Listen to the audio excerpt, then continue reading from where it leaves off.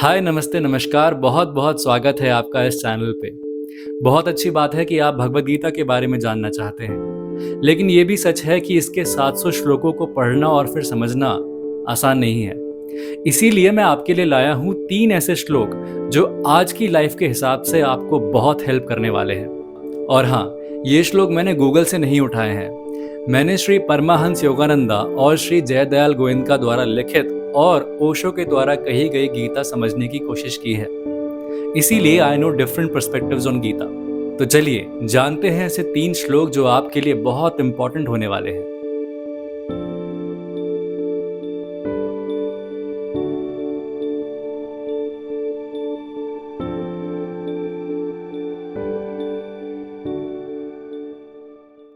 सबसे पहले बात करते हैं अध्याय नंबर 2 के श्लोक नंबर 47 की। इसमें श्री कृष्ण अर्जुन से कहते हैं कि तेरे पास कर्म करने का पूरा स्वतंत्र अधिकार है, लेकिन कर्म के फल का अधिकार तेरे पास बिल्कुल नहीं है। इसीलिए तू कर्म के फल से लगाव मत लगा। लेकिन ऐसा न हो कि तेरे अंदर कर्म ना करने की इच्छा भी पैदा हो जाए। अब इस बात को समझना ज्यादा मुश्किल है नहीं। श्री कृष्ण हमें बताते हैं कि हर पल, हर क्षण, हर मोमेंट हमारे पास फ्रीडम है एक्शन लेने की, डिसीजन लेने की। हम पूरी तरह स्वतंत्र हैं कि हम क्या निर्णय लें। श्री कृष्ण बताना चाहते हैं कि हमें डिसीजन लेने के लिए कोई भी फोर्स नहीं कर सकता। ना माँ बाप, ना भाई बहन, ना पति पत्नी, ना दोस्त, ना समाज, सोसाइटी, कोई भी नहीं। किस स्थिति में हमें क्या डिसीजन लेना है, इस बात का पूरा पूरा अधिकार हमारे पास है।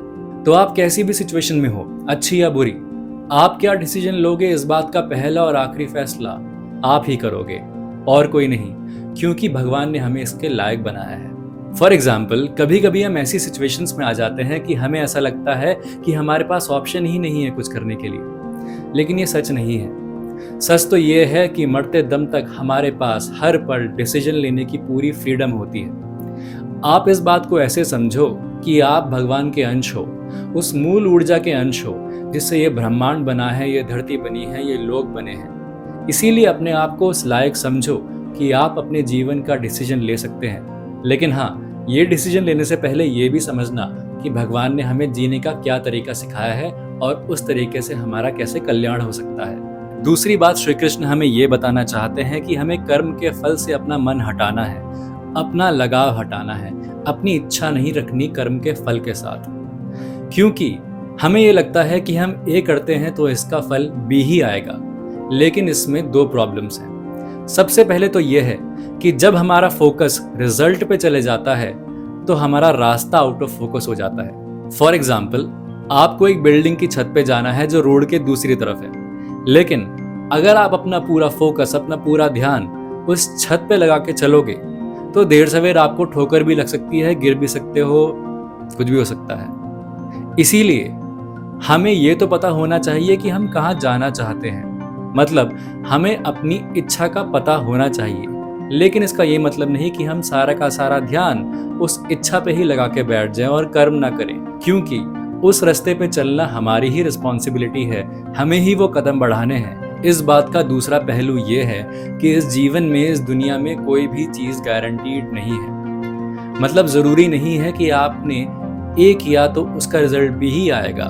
मतलब जरूरी नहीं है कि जो आपके मन में है रिजल्ट उसके अनुकूल ही आएगा, वैसा ही आएगा। सो अगर आप अपना ध्यान इच्छा पे ही लगा के रखेंगे, कर्म के फल पे ही लगा के रखेंगे, तो मोस्ट प्रोबेबली आप डिसअपॉइंट ही होंगे जीवन में। और एक डिसअपॉइंटेड इंसान, एक हारा हुआ इंसान अपने जीवन को बहुत कठिन बना देता है। तो एक बात आप समझ लीजिए कि जो आप करेंगे उसकी फ्रीडम पूरी पूरी आपके पास है, लेकिन जो आपके साथ होगा ये डिसाइड करने की फ्रीडम आपको भगवान ने नहीं दी है। तीसरी बात जो श्री कृष्ण ने अर्जुन से कही है वो ये है कि मैं ये नहीं चाहता कि तेरे मन में कर्म ना करने की इच्छा उत्पन्न हो जाए। क्यों? क्योंकि अगर ऐसा होगा तो भी तुम विफल ही होंगे। जीवन के इतने साल बीत जाने के बाद तो आप समझ ही गए होंगे कि हमारा नेचर ऐसा है, हमारी फितरत ऐसी है, हमारी कुदरत ऐसी है। हमें इस तरह बनाया गया है कि हम कर्मों से नहीं बच सकते। आप कितना भी चाहें कि अगर मैं कोई कर्म ना करूं तो भी आप पाएंगे कि आप कुछ ना कुछ कर ही रहे होंगे। इसीलिए कर्म ना करना इम्पॉसिबल है। तो क्यों ना ऐसे कर्म करे जाएं जो कर्म योग के तहत हैं। मतलब भगवान का बताया गया वो रास्ता कि कैसे कर्म ठीक होते हैं, और हमारा कर्म ही हमारा धर्म है, हमारा कर्तव्य ही हमारा धर्म है। इसीलिए आपका जो भी कर्तव्य है आप वो कीजिए, इसीलिए अपना कर्तव्य समझिए और अपने कर्तव्य के पथ पे चलते रहिए।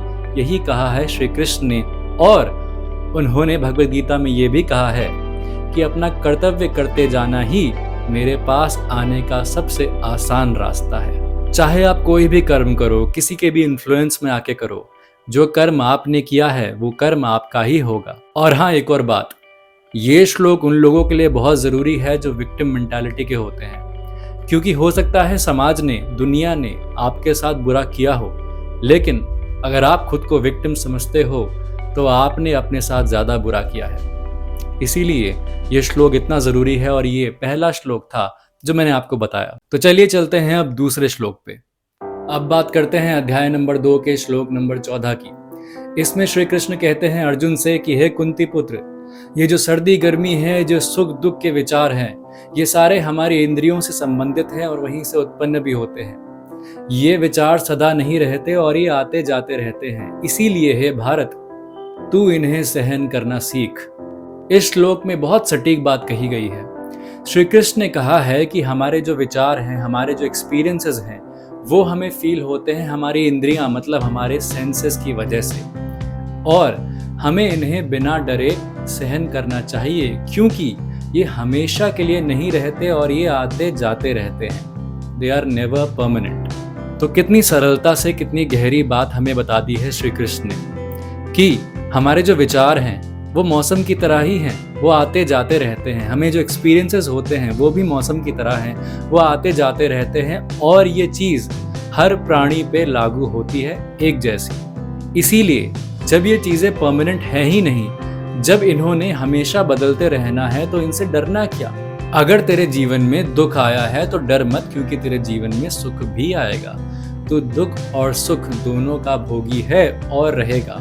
अगर इस ठंड की वजह से तुझे दिक्कत हो रही है तो डर मत, गर्मी भी आएगी। और जीवन ऐसे ही चलता है, ये साइकिल ऐसे ही चलती रहेगी। इस साइकिल के साथ साथ हम आत्मा की साइकिल को भी जोड़ सकते हैं, जो भगवान ने हमें भगवद गीता में बताया है कि जो आत्मा होती है वो अजर अमर होती है, उसे भिगाया नहीं जा सकता, काटा नहीं जा सकता। सिर्फ शरीर की मौत होती है, आत्मा की नहीं। और कहीं कहीं दूर, कहीं किसी जगह पे वो आत्मा फिर जन्म लेती है किसी नए शरीर में। खैर, ये बात अलग हो गई। हम मुद्दे पे आते हैं। आपने भी ये बात कितनी बार फील की होगी कि ये दुनिया परमानेंट है ही नहीं, यहाँ सब कुछ बदलता रहता है।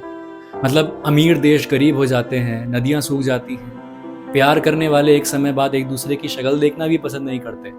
तो यही बदलाव है। इवन मैं यहाँ तक कहूँगा कि आपके विचार अपने पेरेंट्स के प्रति भी बदल जाते हैं समय के साथ। So it's all part of the process. Nothing remains the same. It's that simple.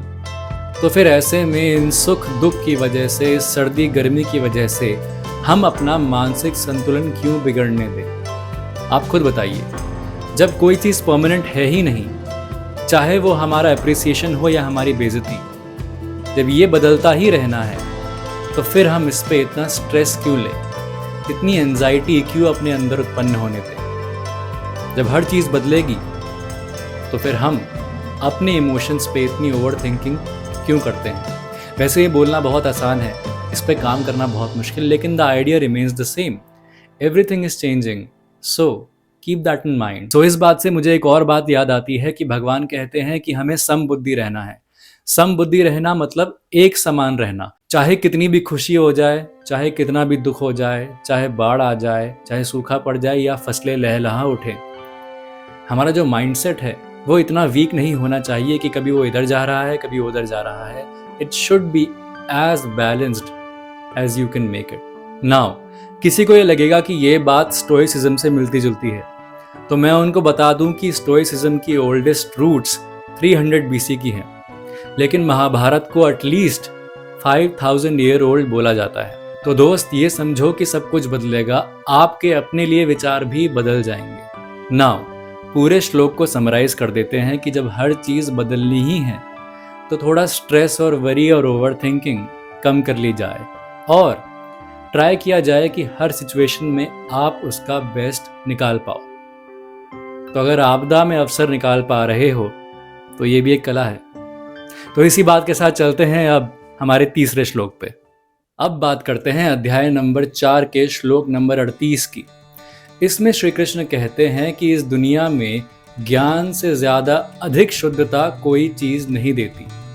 जिस योगी ने, जिस मनुष्य ने योग में अपना ध्यान लगा लिया है, उस मनुष्य को ये चीज, ये ज्ञान स्वतः ही समझ में आने लगता है।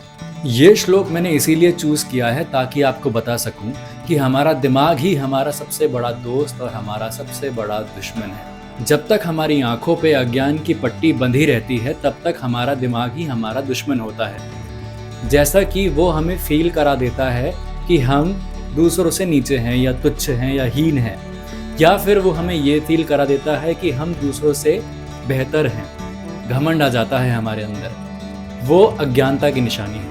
अब आप इसको एकेडमिक ज्ञान मान लो, सोशल ज्ञान मान लो, या फिर भगवान का बताया गया आध्यात्मिक ज्ञान, लेकिन एक बात तो तय है, nothing purifies you like knowledge. क्योंकि हम यहाँ पे भगवत गीता की बात कर रहे हैं, इसीलिए हमें आध्यात्मिक ज्ञान पे ज्यादा फोकस करना चाहिए।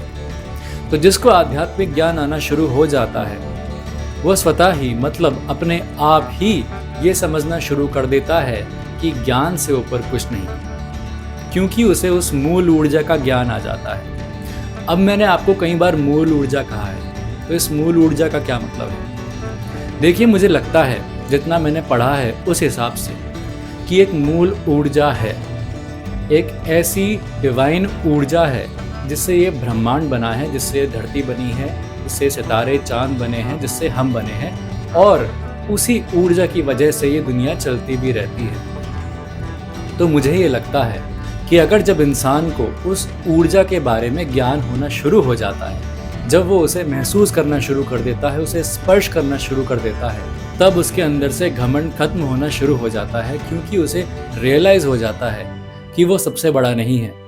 इस दुनिया में उसका एक रोल है और वो रोल बहुत छोटा है, इस पूरे ब्रह्मांड का बहुत छोटा सा अंश है वो। तो अगर उसका ध्यान उस परमात्मा पे, उस मूल ऊर्जा पे रहे, तो वो ज़्यादा पॉजिटिव हरकतें, मतलब ज़्यादा पॉजिटिव कर्म कर सकता है। तो बचपन से हमने अभी तक जो भी डिसीजन लिए हैं वो ज्ञान के ऊपर ही लिए हैं, चाहे ज़्यादा हो चाहे कम। इवन जो हमारा एक्सपीरियंस है वो हमें ज्ञान ही देता है, so it's also part of our knowledge. तो आप समझ गए होंगे कि चाहे आपके पास आध्यात्मिक ज्ञान कम हो या ज़्यादा, ज्ञान अर्जित करना मतलब चीज़ें समझते रहना, नॉलेज गेन करते रहना भी हमारा कर्तव्य ही है। और जब हमें नॉलेज मिलती है तो बस वैसी सी ही बात हो जाती है कि जैसे अगर हम पेंटिंग को देखें बहुत पास से तो हमें उसका सिर्फ एक अंश ही देखने को मिलता है, लेकिन जब हम पीछे जाते हैं, जब हमें पूरी पिक्चर दिखती है, बिगर पिक्चर दिखती है, तब हमारी समझ भी बढ़ जाती है। तो हमें लाइफ में वो 2 कदम पीछे जाना और पूरी पिक्चर देखने की जो क्षमता है वो हमें ज्ञान ही देता है। इसीलिए ज्ञान से कभी भागना नहीं चाहिए, जितना हो सके अपनी क्षमता के अनुसार ज्ञान अर्जित करते रहना चाहिए। फॉर एग्जाम्पल, जैसे एक बच्चे को समय के साथ ये रियलाइज होना शुरू हो जाता है that not all grown ups are Santa Claus, और एक ग्रोन अप को ये रियलाइज होना शुरू हो जाता है कि ही कैन नॉट कंट्रोल और कॉन्कर एवरीथिंग। एक और बात, भगवान ने यहाँ पे योग के बारे में बात करी कि जो इंसान अपना ध्यान योग में लगा लेता है उसको ये समझ आसानी से आ जाती है। तो ये योग क्या है? देखिए, भगवत गीता में कर्म योग, बुद्धि योग, इन सब योगों के बारे में कहा गया है, और ये भी बताया गया है कि योग का मतलब क्या होता है। योग का मतलब होता है जोड़ना। तो जो भी चीज़ आपको अपने कर्तव्य से जोड़े उसको हम योग कह सकते हैं। तो भगवान के अनुसार जब आप कर्म करते हैं तो आप भगवान की तरफ बढ़ते चले जाते हैं। तो उस ध्यान को, कर्म करने के उस ध्यान को, कर्तव्य करने के उस ध्यान को हम योग कह सकते हैं, कर्म योग। और अगर आप अपनी बुद्धि और इंद्रियों पर कंट्रोल कर पा रहे हो तो वो भी योग है, वो भी ध्यान की एक मुद्रा है। तो योग से भगवान का यहाँ पे ये मतलब है। तो दोस्तों, बहुत बहुत शुक्रिया आपका भगवत गीता के बारे में इतना जानने समझने के लिए। ये 3 श्लोक बहुत ज़रूरी हैं, लेकिन मैं तो ये मानता हूँ कि भगवत गीता हमारी धरोहर है और हर किसी को इसे पढ़ना चाहिए, चाहे जितना भी समझ में आए, लेकिन पढ़ते रहना चाहिए। तो दोस्तों, अगर आपको ये वीडियो अच्छी लगी तो चैनल को सपोर्ट करो, like, comment, share, whatever you want to do. लेकिन एक बात मत भूलना कि आपके अंदर परम पुरुष और परा प्रकृति की ऊर्जा है। So use this energy to your best potential. धन्यवाद।